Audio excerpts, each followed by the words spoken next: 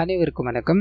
இன்னைக்கு நம்ம மலையாள சினிமால 2023 ரிலீஸ் ஆயிருக்கக்கூடிய அபயுகம் அப்படின்ற ஒரு சூப்பரான கிரைம் த்ரில்லர் படத்தை பத்தி தான் இந்த வீடியோல பார்க்க போறோம். ஸோ வீடியோக்குள்ள போறதுக்கு முன்னாடி இந்த படத்தோட வல்லனை பத்தி சொல்லணும் அப்படின்னா, ஜெயராஜன் அப்படின்ற ஒரு கேரக்டர் தன்னோட அப்பா பல வருஷங்களா ஜெயிலுக்குள்ள இருக்காரு. அண்ட் தன்னோட அப்பாவும் பார்க்க முடியல அப்படின்ற கஷ்டத்துல இருக்கும்போது அந்த சமயத்துலதான் அப்பா பண்ணாத தப்புக்கு உள்ள இருக்காரு அப்படின்றது தெரிய ஆரம்பிக்குது. ஸோ இதை கண்டுபிடிச்சு ரிவீல் பண்ணி தன்னோட அப்பா வெளியே கொண்டு வர வைக்கணும் அப்படின்ற மாதிரி ட்ரை பண்ண ஒரு பெரிய பெரிய டிராப்ல போய் மாட்டிக்கிறார் அப்படின்ற மாதிரியோ, இதுக்கப்புறம் இந்த கதையில என்ன நடந்தது அப்படின்றதா இந்த படத்தோட மீதி கதையா இருக்கும். கிளைமேக்ஸ்ல ஒரு 2-3 ட்விஸ்டை நாம எதிர்பார்க்கலாம். அதெல்லாம் உங்களுக்கு கண்டிப்பா பிடிக்கும் அப்படின்ற நம்பிக்கையில இந்த வீடியோக்குள்ள உங்களுக்கு கொண்டு போறேன். இந்த படத்தோட ஸ்டார்டிங் சீன்லயே ஜெயராஜன் அப்படின்ற ஒரு கேரக்டர் சொன்னா இல்லையா, அவரோட வாழ்க்கை முறையை காமிக்கிறாங்க. கேரளால இருக்க ஒரு சின்ன கிராமம். அந்த கிராமத்துல இந்த ரப்பர் தோட்டத்துல வேலை செஞ்சுக்கிட்டு இருக்காரு அப்படின்ற மாதிரியோ, அங்கேயேதான் இவரோட மனைவியோ வேலை பார்த்துக்கிட்டு இருக்காங்க. சோ காலையில இருந்து ஈவினிங் வரைக்கும் அங்க வேலை பார்க்கறது, அங்க இருந்து கிளம்பி இவங்களோட குழந்தைய பிக் பண்றது அப்படின்ற மாதிரி ஒரு சின்னதான, அதாவது ஒரு எளிமையான வாழ்க்கை தான் இவங்களுடையது அப்படின்ற மாதிரி ஸ்டார்டிங் சீன்ல ஒரு பாடல் மூலமா நமக்கு இந்த விஷயங்களை காமிச்சிட்டு அப்படியே கட் பண்ணி சரி மஞ்சுரி அப்படின்ற ஒரு அட்வொகேட் கிட்ட போக ஆரம்பிக்குது. அவங்க ஜெயிலுக்குள்ள இருக்க ராஜன் அப்படின்ற ஒரு கேரக்டர் சந்திக்கணுன்றதுக்காக உள்ள போக ஆரம்பிக்கிறாங்க. அந்த மனுஷன் கிட்ட பேசவும் ஆரம்பிக்கிறாங்க. அது மூலமா இவங்களோட அப்பா இருக்கா இல்லையா, அவரு தான் இந்த ராஜனோட கேஸை பார்த்துக்கிட்டு இருந்தாரு அப்படின்ற மாதிரி. இவங்களோட அப்பா தோத்து போனது ஒரே ஒரு கேஸ் மட்டும் தான், அதாவது அவரோட கரியர்லயே ஒரே ஒரு கேஸ்ல தான் தோத்து போயிருக்காரு. அதுவும் இந்த ராஜனோட கேஸ் அப்படின்ற மாதிரி எக்கச்சக்கமான எவிடன்ஸ் இருந்தோ இவரை காப்பாற்ற முடியாம போயிடுச்சு. அதனால உங்ககிட்ட இந்த கேஸை பத்தி நான் கொஞ்சம் பேச முடியுமான்னு சொல்லு. அந்த மனுஷன் தயங்கி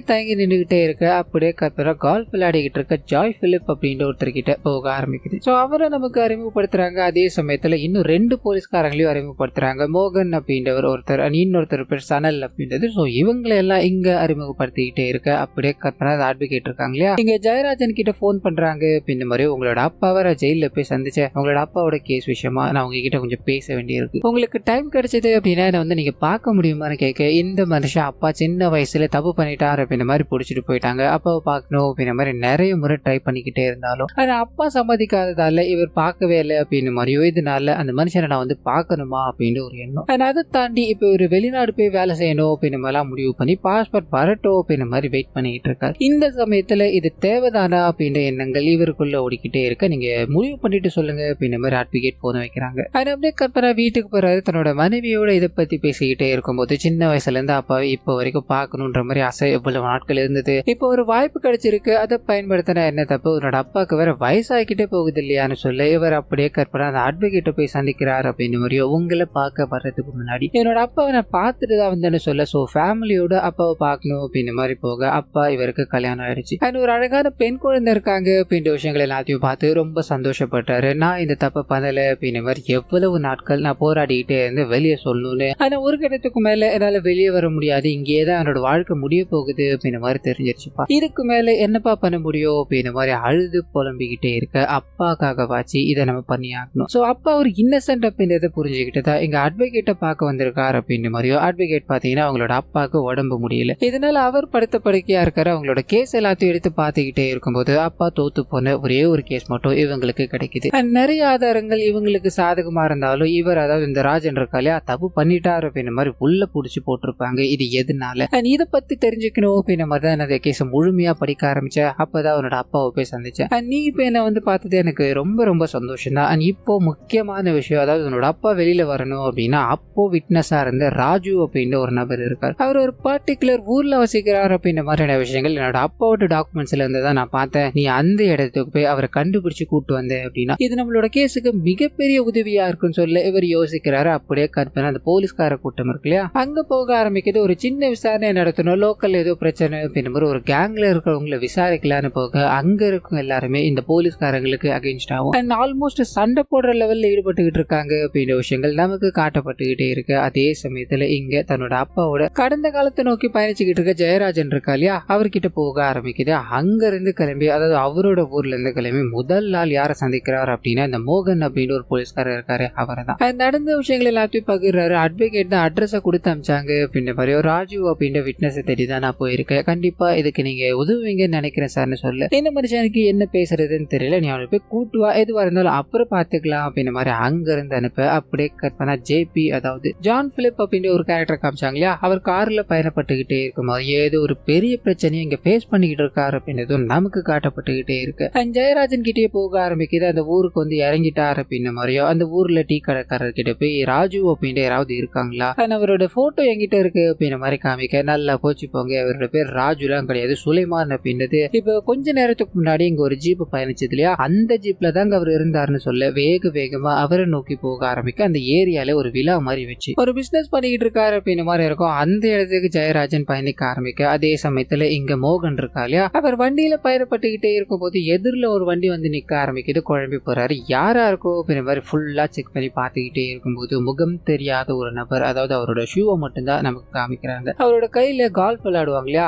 அந்த ஸ்டிக் வச்சிருக்காரு. பயங்கரமான முறையில அந்த மோகனை அடிச்சு சாகடிக்கிறார் அப்படின்றது இங்க நமக்கு காட்டப்பட்டுக்கிட்டே இருக்க. போலீஸ்காரங்களுக்கு மோகன் வீடு போய் சேரல அப்படின்ற தகவல். சோ வேகமா நைட்டோட நைட்டா இந்த ஊருக்குள்ள பொறுக்கித்தனை பண்ணிட்டு இருப்பாங்க இல்லையா, அவங்க எல்லாரையும் கைது பண்றாங்க அப்படின்றத நமக்கு இந்த பக்கம் காமிச்சிட்டு அப்படியே கற்பனை ஜெயராஜன் அவர் அந்த இடத்துல போய் தங்குறாரு அப்படின்ற மாதிரி இருக்கும். அதுக்கு அடுத்த நாள் காலையில இருந்து பார்க்கும்போது சுலைமான் அப்படின்ற ஒரு விஷயத்துல, அதாவது ஒரு ஐடென்டிட்டியில இங்க இந்த ராஜு வாழ்ந்துகிட்டு இருக்காரு அப்படின்ற மாதிரி இருக்கு இல்லையா, அவர்கிட்ட பேச்சு கொடுக்கலான்னு போக ராஜு அப்படின்ற ஒரு கேரக்டர் தெரியாத மாதிரி இவர் பேசிக்கிட்டு இருக்காரு. சோ இந்த விஷயங்கள் இங்க காட்டப்பட்டுக்கிட்டே இருக்கு. இன்னொரு பக்கத்துல மோகன் இறந்து போயிட்டார். அந்த இடத்துக்கு பொதுமக்கள் எல்லாம் வந்துகிட்டே இருக்கும்போது அப்ப அந்த ஜேபி இருக்கா இல்லையா, அவர் அந்த இடத்துக்கு என்ட்ராக ஆரம்பிக்கிறார். இது மூலமா ரிட்டையர்டான டிஒய்எஸ்பி அப்படின்றது நமக்கு தெரிய ஆரம்பிக்குது. சோ அந்த மனுஷன் ஏதோ ஒரு வேலையை பார்த்திருக்காரு போல, இன்னமும் மூஞ்ச ஒரு மாதிரி உம்முன்னு வச்சுக்கிட்டு அங்க இருக்க எல்லா வேலைகளையும் பார்த்துட்டு உள்ளூர்காரங்க எல்லாரையும் அவங்க கைது பண்ணி வச்சிருக்காங்க அப்படின்ற மாதிரி அவங்களோட ஃபேமிலி மெம்பர்ஸ் இவர்கிட்ட கம்ப்ளைண்ட் கொடுக்கும்போது, ஒன்னு பண்ணுங்க, ஸ்டேஷனுக்கு வெளியில அவங்க எந்த தப்பு பண்ணல அப்படின்ற மாதிரி போராட்டம் பண்ணிக்கிட்டே இருக்கேன், மத்ததெல்லாம் தன்னால நடக்கும் அப்படின்ற மாதிரி அங்க இருந்த கிளம்ப. இன்னொரு பக்கத்துல ஜெயராஜன் இருக்கா இல்லையா, அவர் இந்த லேடிக்கு போன் பண்ணி நீங்க நினைக்கிற மாதிரி இல்ல, அந்த நபரா இந்த சுலைமான் அப்படின்றது டவுட்டா இருக்குன்னு சொல்ல, நீங்க வேணா இன்னும் ஒரு நாள் இருந்து பாருங்க, அண்ட் கண்டிப்பா ராஜுவை பத்தி ஏதாவது விஷயங்கள் உங்களுக்கு தெரியும்னு சொல்ல இவர் யோசிச்சுட்டு இருக்க ஆரம்பிக்கிறார். இன்னொரு பக்கத்துல அந்த போலீஸ் ஸ்டேஷனுக்கு முன்னாடி நிறைய மக்கள் போராட்டங்கள் ஈடுபட ஆரம்பிக்கிறாங்க. யாரோ எதையோ பண்ணதுக்கு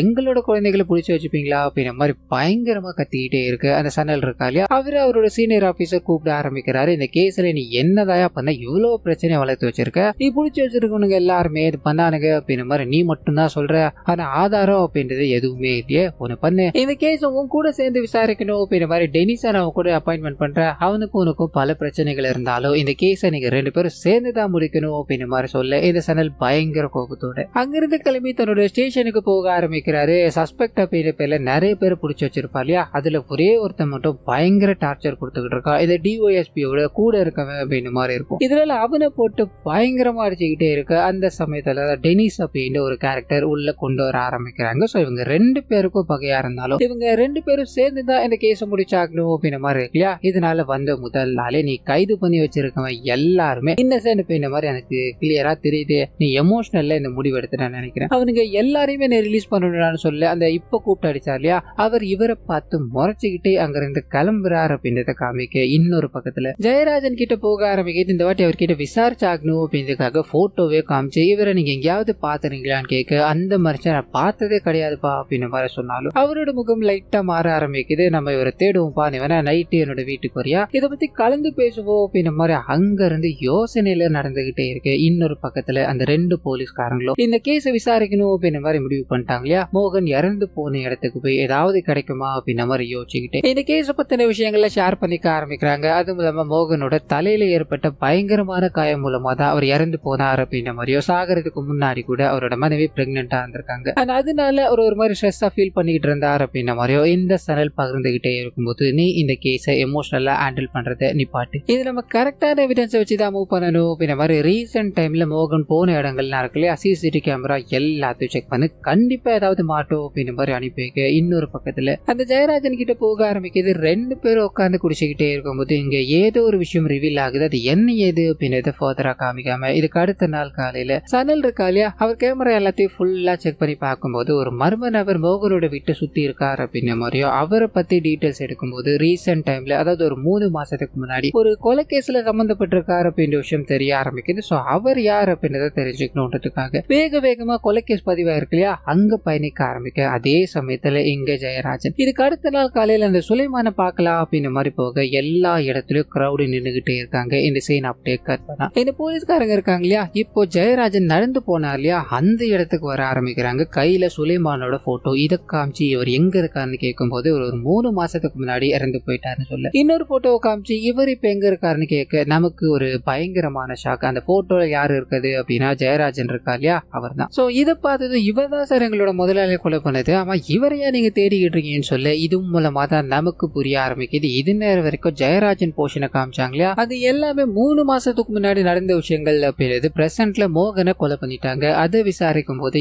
இந்த கேஸ்ல ஜெயராஜன் இன்வால்வ் ஆயிருக்காரு அப்படின்றத தெரிஞ்சுதான் இவங்க ஃபாலோ பண்ணிக்கிட்டு வந்திருக்காங்க போல அப்படின்ற மாதிரி இங்க நமக்கு விவரிச்சு முடிக்கும் போது, அதே சமயத்துல ஜெயராஜன் இருக்கா இல்லையா, அந்த லேடி அட்வொகேட்டோட வீட்டுக்கு போறாரு அப்படின்ற மாதிரி அவங்க உள்ள கூப்பிட்டு பேச ஆரம்பிக்கிறாங்க. என்ன ஏது அப்படின்றத இப்போதைக்கு ரிவீல் பண்ணாம இந்த சைடு டெனிஸ் இருக்கா இல்லையா, அவர் வேக வேகமா அந்த டிஒய்எஸ்பி அதாவது ரிட்டையர் ஆன டிஒய்எஸ்பியை பார்க்க போறாரு அப்படின்ற மாதிரி இருக்கும். மோகன் இறந்து போறதுக்கு முன்னாடி உங்ககிட்ட நிறைய கம்யூனிகேஷன் வச்சிருக்காங்க, அது எதுலயுமே ரிஃப்ளெக்ட் ஆகலையே, இதுக்கான காரணத்தை தெரிஞ்சுக்க முடியுமா சார்னு சந்தேக பார்வையில கேட்கும் போது அந்த போலீஸ்காரரும் மழுப்ப ஆரம்பிக்கிறாரு. நான் இந்த மாதிரி அவன் கூட தான் வேலை செஞ்சுக்கிட்டு இருந்தேன், நிறைய கேஸுக்கு அவன் என்னோட உதவியை கேட்கறது உண்டு, அந்த மாதிரி ஒரு ஃபார்மலான போன் கால் தான் அன்னைக்கு நடந்ததே தவிர மற்றபடி எதுவும் கிடையாது. அது இது நீங்க ரெக்கார்ட்ல கூட எடுத்து பார்க்கலாமே, உங்களுக்கு என்ன உதவி வேணும்னாலும் என்கிட்ட தயங்காம கேளுங்க அப்படின்ற மாதிரி அப்படியே டைவர்ட் பண்ணி இவரை இங்க இருந்து அனுப்பும் போது இந்த டெனிஸ் ஒரு மாதிரி யோசனையிலே இருக்காரு. அடுத்ததா எங்க போறாரு அப்படின்னா இறந்து போன மோகன் இருக்கா இல்லையா, அவரோட மனைவி கிட்ட கேட்கும் போது மனைவி கடைசியா பார்த்த விஷயம் என்ன அப்படின்னா அந்த அட்வொகேட் சொல்லிதான் ஜெயராஜன் இங்க வந்தார் அப்படின்ற மாதிரி ஒரு கான்வர்சேஷன் இருக்கு, அதுதான். சோ அந்த அட்வொகேட்டை நோக்கி இந்த டெனிஸ் போக ஆரம்பிக்கிறாரு.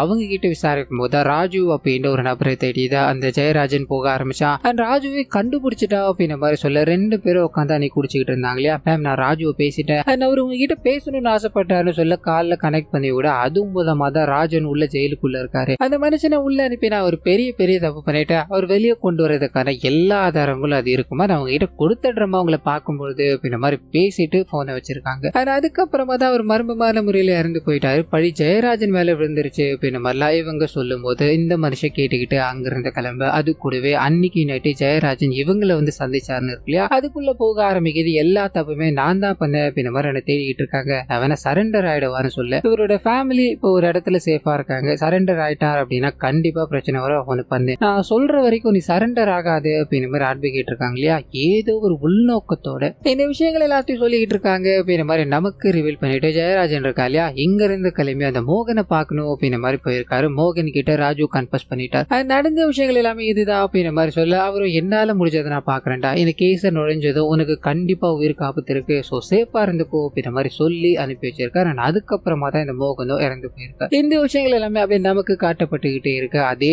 சமயத்துல இந்த டிஒஎஸ்பியோட கூட இருக்க ஒரு நபரை இந்த டெனிஸ் அடிச்சு பிடிக்கிறார் அப்படின்ற மாதிரியோ அது மூலமா அவரோட சீனியர் ஆபீசர் கிட்ட ஒரு ரிப்போர்ட் எடுத்துட்டு போய் கொடுக்க ஆரம்பிக்கிறார். அசம்ஷன்ல இந்த கேஸை ஆல்மோஸ்ட் முடிச்சுட்டார். அது என்ன மாதிரியான ஒரு அசம்ஷன் அப்படின்னா இந்த கேஸ்ல உள்ள இருக்கா இல்லையா அந்த மனுஷன் மேல போடப்பட்ட கேஸ் என்ன அப்படின்னா ட்ரக் கேஸ், ஒரு பெரிய ட்ரக் மாஃபியா இங்க நடந்துகிட்டு இருக்கு அப்படின்ற மாதிரி போலீஸ்காரங்களுக்கு தகவல் கொடுத்தது அந்த ராஜன் தான். அண்ட் கூட இருந்தது இந்த ராஜு அப்படின்ற மாதிரி இருக்கும். இது எல்லாத்தையும் நடத்திக்கிட்டு இருக்கிறது ரிட்டையர் ஆன இந்த டிஒஎஸ்பி இருக்கார் இல்லையா அவர் தான். ஸோ அவர் இந்த கேஸ்ல மாட்டக்கூடாது அப்படின்றதுக்காக கூட இந்த மோகனும் சேர்ந்து 2 பேரும் பழிய தூக்கி இந்த ராஜன் மேல போடுறாங்க. அதுக்கு கூட நின்னது இந்த ராஜு அப்படின்ற மாதிரி இருக்கும். இப்ப இந்த ஆதாரங்கள் எல்லாமே ராஜு கிட்ட தான் இருக்கு இல்லையா, அது எல்லாத்தையும் வாங்கணும் அப்படின்ற மாதிரி தான் நாயகன் அட்வொகேட் அப்படின்ற எல்லாரும் தேடி அலைஞ்சுக்கிட்டு இருந்திருப்பாங்க. அண்ட் கொஞ்சம் கொஞ்சமா இந்த விஷயம் ரிவீல் ஆக போகுது அப்படின்றத தெரிஞ்சுக்கிட்டு அந்த மோகனை அந்த டிஒஎஸ்பி தான் கொலை பண்ணியிருக்கணும். அதுக்கு முன்னாடி இறந்து போன ராஜு ஆனா அதையும் தாண்டி அட்வொகேட் படுத்த படுக்கையா இருக்காரு அப்படின்ற மாதிரி அட்வொகேட்டோட பொண்ணு உள்ள வந்திருப்பாங்க இல்லையா, அப்படி படுத்த படுக்கையானதுப்போ கண்டிப்பா இந்த டிஒஎஸ்பி தான் காரணமா இருந்திருக்கணும். அவர் தான் இந்த கொலை முயற்சி எல்லாத்தையும் பண்ணியிருக்கணும். இப்ப கிட்ட நெருங்கி வரவங்க எல்லாருமே அவர் தீர்த்து கட்டிக்கிட்டே இருக்கார். இதை வச்சு அதாவது இந்த எவிடன்ஸ் எல்லாத்தையும் வச்சு கண்டிப்பா அவரோட வீட்டுல நம்ம சோதனை இடணும்,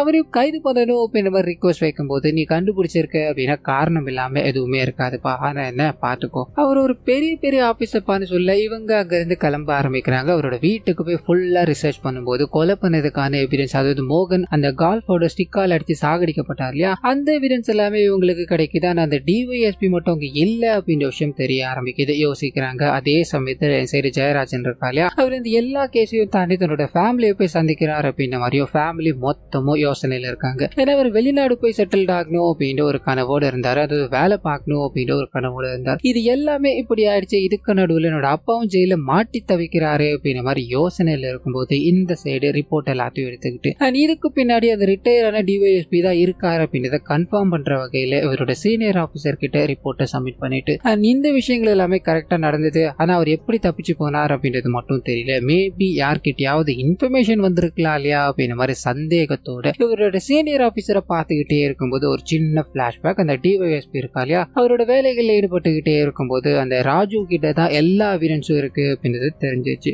அந்த எவிடன்ஸ் தேடி ஆள் வந்துகிட்டு இருக்காங்க அப்படின்றது புரிஞ்சிச்சு. ஆளுங்களை அனுப்பி அந்த எவிடன்ஸ் எல்லாத்தையும் என்கிட்ட கொண்டு வா, அது பெரிய பெரிய தலைகள்ல அன்பாலா இருக்காங்க, என்னைக்கா இருந்தாலும் நமக்கு உதவதான் போகுது. இந்த ராஜு அங்கேயே முடிச்சுட்டு வந்துருங்கப்பான்னு சொல்ல அவங்க தான், அதாவது இந்த டிஒய்எஸ்பியோட ஆளுங்க தான் அவரை சாகடிச்சுட்டு அந்த ஃபைலை தூக்கிட்டு போயிட்டாங்க அப்படின்ற மாதிரியும். இப்போ இந்த டிஒய்எஸ்பி எங்க போனார் அப்படின்றது தெரியாம இந்த கேஸ் பாதியில ஸ்டக் ஆயிருக்கு அப்படின்ற மாதிரியும். இதுக்கு நடுவில் இப்போ கிரைம் பண்ணது யார் அப்படின்றது தெரிஞ்சிச்சு. இதனால ஹீரோவோட அப்பாவை வெளியில விடுறாங்க அப்படின்ற மாதிரியும் ஃபேமிலி மொத்தமும் சந்தோஷத்துல இருக்கு. அந்த டெனிஸ் இருக்கா இல்லையா, அவர் அட்வொகேட்டை வந்து சந்திக்கிறார் அப்படின்ற மாதிரி இருக்கு. எனக்கு ஒரே ஒரு டவுட் தான் இந்த கேஸ்ல, அதாவது டிஒய்எஸ்பி இவ்வளோ ஷார்ப்பானால் அது எந்த எவிடன்ஸும் விட்டு வைக்க மாட்டார் அப்படின்ற மாதிரி நான் நிறைய இடங்கள்ல கேள்விப்படுறது உண்டு. ஒருத்தரை கொலை பண்ணிட்டு அந்த எவிடன்ஸை வீட்டுக்குள்ளே வைக்கிற அளவுக்கு அவர் ஒரு முட்டாளா இருந்திருக்க வாய்ப்பே கிடையாது இல்லையா. மேபி இதுக்கு பின்னாடி வேற ஏதாவது இருக்கலாம் இல்லையார சொல்ல இவங்க லைட்டா யோசிக்க ஆரம்பிக்கிறாங்க. நீங்க என்ன வேணா யோசிச்சுக்கோங்க சார், ஆனா இதுதான் இங்க நடந்தது. நமக்கு டைம் கிடைச்சது அப்படின்னா நம்ம அப்புறம் வேணா பார்க்கலாமா, நான் கொஞ்சம் பிஸியா இருக்கேன் அப்படின்ற மாதிரி அங்கிருந்து கடந்து போய்கிட்டே இருக்க இவருக்கு